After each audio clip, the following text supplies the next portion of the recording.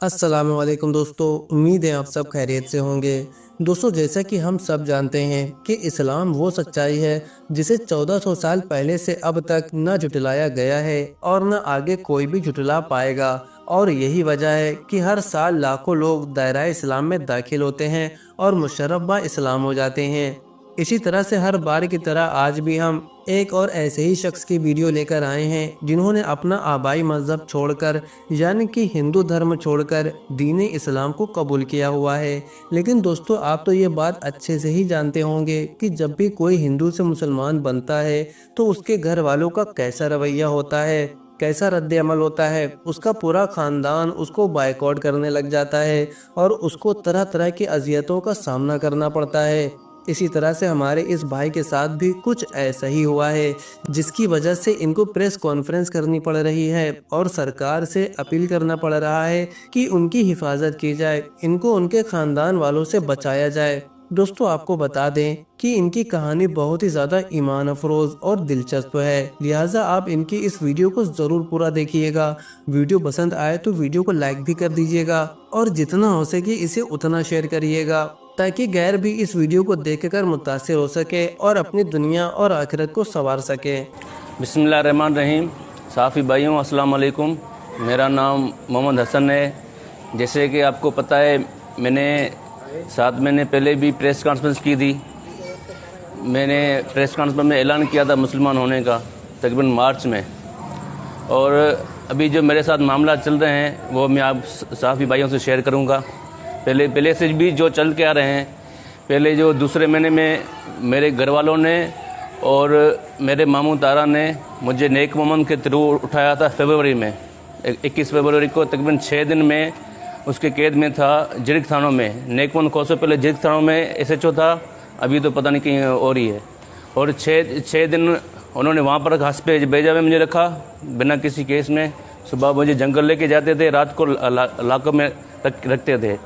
और लाकअप में यही मुझे डेली कहते थे कि भाई ख़त्म नबूवत का नारा मारना छोड़ दो और मुर्शिद के पास ना जाओ और अपने मज़हब में वापसी जाओ।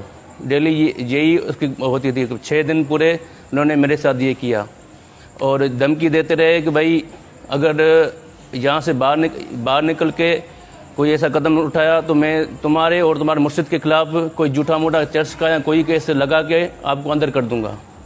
तो उस वक्त मेरे जो दूसरे 2 भाई हैं जो वो भी मुसलमान हुए हैं, एक मोहम्मद अब्दुल्ला जिसका पहला नाम अनिल था और एक है मोहम्मद उमर जिसका पहला नाम रमेश था। उन्होंने सोशल मीडिया पे वायरल कर दी।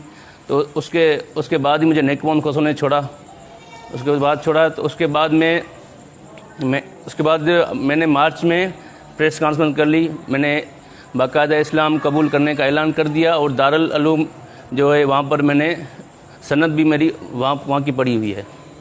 और उसके बाद चंद दिनों के बाद ही मेरे दूसरे 2 भाई उन्होंने ऐलान किया, जो कज़न है, चचाजाद भाई हैं। एक मोहम्मद अब्दुल्ला जिसका पहला नाम अनिल था और एक मोहम्मद उमर जिसका नाम पहला रमेश कुमार था। और ये सिलसिला चलता रहा। उन्होंने पहले भी हमारे साथ साजिशें की। हमारे घर वालों ने उस बीच में रमज़ान मुबारक में हमें मौल दरबार भी बुलाया था, नूरियाबाद के जो यहाँ हैं, हम वहाँ भी गए थे उनके बुलाने में। और उसके बाद RT में भी मंगवाया था, हम वहाँ भी गए थे। और उसका मौक़िफ़ वही था कि भाई अपने हिंदू मज़हब में वापसी आ जाओ। मैंने पहले भी उसको कहा था कि भाई मैं हिंदू मज़हब में वापसी नहीं आना चाहता। मैं अपने इस्लाम दीन मैंने खुशी से कबूल किया है और मैं यहाँ खुश हूँ इसमें। अगर बीवी बच्चे मुझे देने हैं तो मुझे दे दो, मैं रखूँगा अपने दीन इस्लाम के हिसाब से। बाकी पहले भी वही मौक़िफ़ था। उसके बाद ये कहानी चलती रही तो उन्होंने और ये बाद में साजिश करते रहे। और अभी इन्होंने जो साजिश की है हमारे साथ और गलत जो चेक जो हमारे बाउंस जो ना, जो हमारे हम जब से घर से निकले थे तो हमारे डॉक्यूमेंट्स घर पर रह गए थे।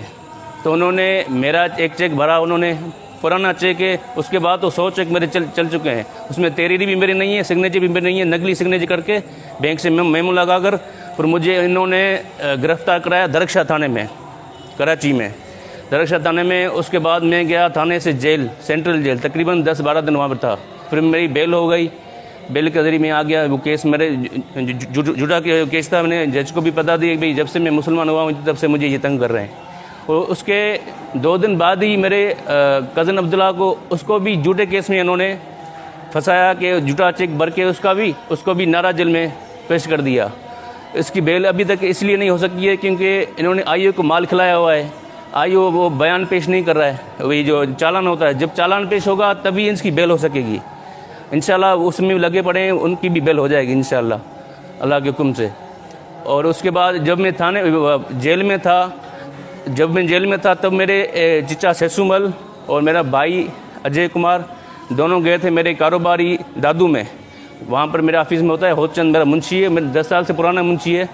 और ज़बरदस्ती उसको मारपीट की और उससे ज़बरदस्ती 4 चेक छीने और उसको कहा कि हमें खाते भी दो, तुम यहाँ से जाओ, नहीं तो तुम्हें भी किसी केस में अंदर करवा देंगे।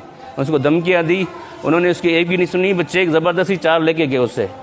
जब मैं अंदर जेल में था, सेंट्रल जेल में था, तो धमकियाँ दे के वो चले गए वहाँ से। फिर मैं जब निकला बाहर तो मेरे मुंशी ने मुझे कहा कि भाई ये मामला हुए, 4 चेक ज़बरदस्ती लेके गए हैं। तो मैं दादू गया, दादू में मैंने चेक भी बंद करवाए और मैंने इनके खिलाफ FIR भी कटा दी, मेरा चाचा सेसुमल और भाई अजय के खिलाफ FIR भी कटा दी वहाँ पर। भाई ये ज़बरदस्ती में चेक लेके गए और धमकी भी दे के गए हैं कि तुम्हें मुंशी को और मुझे वो फिर से उठवा लेंगे वहाँ से। और उसके बाद हमने प्रोटेक्शन में वहाँ की दादू की भी ली, मेरे मुंशी की भी ली और मेरी भी ली। और मैंने जो चेक जो वो लेके गए थे ज़बरदस्ती, वो मैंने चेक भी बंद करवा दिए, जो चेक 4 लेके गए थे मेरे मीज़ान बैंक के। तो उसके बाद मैं अभी जो रह रहा हूँ, कराची रह रहा हूँ। 8-10 दिन में कराची था अपने दोस्तों के पास, क्योंकि इन्होंने झूठी पता नहीं कौन सी FIR की हुई है, वो भी पता नहीं है। वो अचानक पता चलती है कि भाई ये झूठी FIR इन्होंने की हुई है। तो आज मैंने प्रेस कॉन्फ्रेंस जो की, आज सुबह मैंने अपने वकील को भी खड़ा किया। वकील तो पहले से हमारा चल रहा है, मैंने पहले भी प्रोटेक्शन ली हुई है, जो पहले ली हुई है उसके बावजूद भी मेरे साथ ये मसले हो रहे हैं। तीसरे महीने में मैंने प्रोटेक्शन ली हुई है, हर चीज़ मेरे पास पड़ी हुई है। और अभी मैंने आज CP दाखिल कराई है यहाँ पर हाई कोर्ट में, CP दाखिल कराई कि भाई मेरे साथ ये मामला हो रहे हैं, इसलिए मैंने CP दाखिल कराई है। और उसके बाद CP दाखिल भी हो गई और अभी भी वो पता नहीं कौन सी चालें चल रहे हैं। और जो ये चैलेंज चल रहा है, ये मेरा एक मामू ताराचंद मेन किरदार है उसी का, पता नहीं उसकी कौन सी दुश्मनी मेरे से शुरू से लेकर आखिर तक वही मेन किरदार बना हुआ है। और उसके बाद मेरे घर वाले हैं, मेरा अबू है, मेरा भाई अजय है, मेरा चिचादाद भाई से जयप्रकाश है, और मेरा बड़ा चाचा धर्मूमल जो मोरो में वो भी है, वो भी अफवाहें फैला रहा है। और मेरा एक्स पार्टनर दयाराम है, एक्स पार्टनर कैलाश कुमार है, और मेरा ससुर तीरथमल है, और अब्दुल्ला का ससुर ये धर्मूमल है। ये सारे बस इस जाल में शामिल हैं, सारे तरह की चाल चल रहे हैं। जब मैं जेल में था तब मेरा अबू आया था, मेरे अबू ने कहा कि भाई तारा ने पैगाम भेजा है कि भाई तुम हिंदू धर्म में वापसी आ जाओ, नहीं तो AD ख्वाजा मेरा जानने वाला है, SSP अमजद शेख वो भी हमारा जानने वाला है, और DIG सिंध पीर मोहम्मद साहब वो भी हमारा जानने वाला है, रेंजर्स वाले जो भी इदारे वाले हैं, AC है, DC है, सब हमारे जानने वाले हैं। तुम्हें किसी न किसी मुल्क गद्दारी के केस में तुम्हें और तुम्हें मुर्शिद को उठवा लेंगे। तो मेरी यही गुजारिश है। और ये जो झूठे मेरे पास केस कर रहे हैं मेरा चाचा वाले, वो कह रहे हैं कि मेरे ऊपर उसके पैसे हैं, मेरे ऊपर किसी की भी पैसे नहीं है, और मेरे उसके पास पैसे हैं। जो चाचा सेसु है और जयप्रकाश है उसका बेटा, मेरे उसके पास 26 लाख हैं। मैंने VC उठाई थी 51 लाख की। मेरा मामू है यहाँ रमेश कुमार साटेरे में, मैंने उससे VC उठाकर इनको दी थी। मेरे उनके ऊपर है, उनके मेरे ऊपर नहीं है। ये जो झूठे केस कर रहे हैं, अब्दुल्ला पे जो झूठा केस किया हुआ है, अब्दुल्ला का तो कोई इनसे लेन देन नहीं है। अब्दुल्ला तो वो तारा के पास नौकरी करता था, तारा के भाई के पास, और उनको भी झूठे केस में 32 लाख का चेक भर के, और चेक वो भी बंद करवाया था, वो भी हमारे पास सब सबूत पड़े हैं। उसके बावजूद भी ज़बरदस्ती इन्होंने बैंक से मेमो लगाकर हमें फंसाने की कोशिश की है, और भी हमें फंसाने की कोशिश कर रहे हैं। इसलिए मैंने CP दाखिल कर ली ताकि वो मुझे आगे आइंदा न फंसा सके। जब हमने CP दाखिल की है, और मेरे मामू के से मैंने बंगला भी लिया था, जिसकी मुद्दत थी बना 7वें महीने में। मैंने उससे कब्ज़ा मांगा तो उन्होंने मना किया कि भाई कब्ज़ा मैं आपको नहीं दूंगा। जब एग्रीमेंट मेरे नाम किए, पैसे भी उसको मैंने दिए, ड्राफ्ट दिए, केस दिए, जो भी दिए, सब पैसे मैंने दिए, तो उन्होंने इनकार कर दिया। फिर मैंने उसका भी केस दाखिल कर दिया है वहाँ पर सिविल कोर्ट में, उसका वो भी केस चल रहा है। वो कह रहा है मैंने बंगला तुम्हारे बाप को दिया है। क्योंकि जब पैसे में हर चीज़ मैंने दिए हैं तो मेरे बाप की बीच से कहाँ आ गया, वो भी नहीं दे रहा है। उसको साथ में मैंने ये बंगला देना था मुझे, वो भी ये नहीं दे रहा है। ये इसका भी केस चल रहा है। और जो भी साजिश की जड़ है वही है मेरा मामा तारा चंद, सब उसके नीचे चल रहे हैं। ये कह रहा है ये फलाना मेरा वास्ते जा रहा है, मैं यहाँ पैसा चला है, जज भी मेरे हैं, वकील भी मेरे हैं, सारे मेरे हैं। बस अल्लाह करम करेगा, जो भी होगा बेहतर होगा। और मैं अल्लाह हुक्म से अपील करता हूँ, मैं चीफ जस्टिस से पाकिस्तान से अपील करता हूँ, चीफ जस्टिस सिंध से अपील करता हूँ, मैं चीफ जस्टिस हाई कोर्ट से, सुप्रीम कोर्ट से, सेशन कोर्ट से, सबसे अपील करता हूँ। और मैं अपील करता हूँ हमारे आईजी अभी जो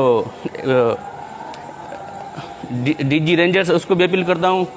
और मेरे जनरल ऑफिसर मुनीर साहब को, उसकी भी अपील करता हूँ। और डीजी सिंध को भी अपील करता हूँ, डीआईजी सिंध को भी अपील करता हूँ। और एसएसपी हैदराबाद को अपील करता हूँ। और जो भी अफसर हैं मैं सबको अपील करता हूँ कि भाई मुझे बतौर मुसलमान हिफाजत दी जाए, यहाँ पर तहफ़्फ़ुज़ दिया जाए कि मैं सुकून से यहाँ पर रह सकूँ। अभी मैं कराची रह रहा था अपने दोस्तों के पास, मैं अभी हैदराबाद और दादू रहना चाहता हूँ, मुझे तहफ़्फ़ुज़ दिया जाए। और जो भी शुरू से आखिर तक मेरे पास जो भी हुआ है उसकी उसकी जो तहक़ीक़ात की जाए, भाई मेरे साथ ये क्यों हो रहा है, मुसलमान होना कोई जुर्म है क्या? मैं मुसलमान हूँ, खुशी से हुआ हूँ। मैं और मेरे जो दूसरे भाई है, ये पता नहीं कौन कौन सी चालें चल रहे हैं। इसको कोई भी मसले का हल होता है बैठक, इनको जो भी हमारे साथ मसला है आके बैठक करें। तरह तरह की चालें चल रहे हैं कि भाई तुम ज़बरदस्ती मुसलमानी है, वो ये हुए, ज़बरदस्ती कोई नहीं हुआ है। और हमारा दीन इस्लाम ज़बरदस्ती सिखाता ही नहीं है, ये है ही प्यार के लिए। हमारे नबी ने भी प्यार से दीन फैलाया था, हम भी प्यार से मुसलमान हुए हैं। ये जो इन्होंने साजिश की है ना, इसलिए हमें मीडिया आना पड़ा, नहीं तो ये हमारा दीन क्या सिखाता है, प्यार मोहब्बत। और कोई भी ज़बरदस्ती नहीं हुई है। बराए मेहरबानी हमें तहफ़्फ़ुज़ दिया जाए, मुझे और मेरे जो दूसरे भाई हैं उसको तहफ़्फ़ुज़ दिया जाए और हमारी जांच पड़ताल की जाए। बतौर मुसलमान हमें जो भी हकूक़ है ये वो दिए जाए और हमें यहाँ से सुकून से रहने दिया जाए। दोस्तों, ये इस्लाम का ही कमाल है कि लोग इतनी बड़ी बड़ी कुर्बानियाँ इतनी आसानी से दे देते हैं और इस्लाम पर इस्तिकामत के साथ डटे रहते हैं। तो दोस्तों, अब आपका क्या कहना है हमारे इस भाई को लेकर? हमारी ऑडियंस को कमेंट करके ज़रूर बताइएगा। और आपको बता दें कि ये हमारा नया चैनल है। अगर आप इसी तरह की ईमान अफरोज़ वीडियोस देखना चाहते हैं तो हमारे इस चैनल को ज़रूर सब्सक्राइब कर लीजिए और वीडियो को एक लाइक भी कर दीजिए।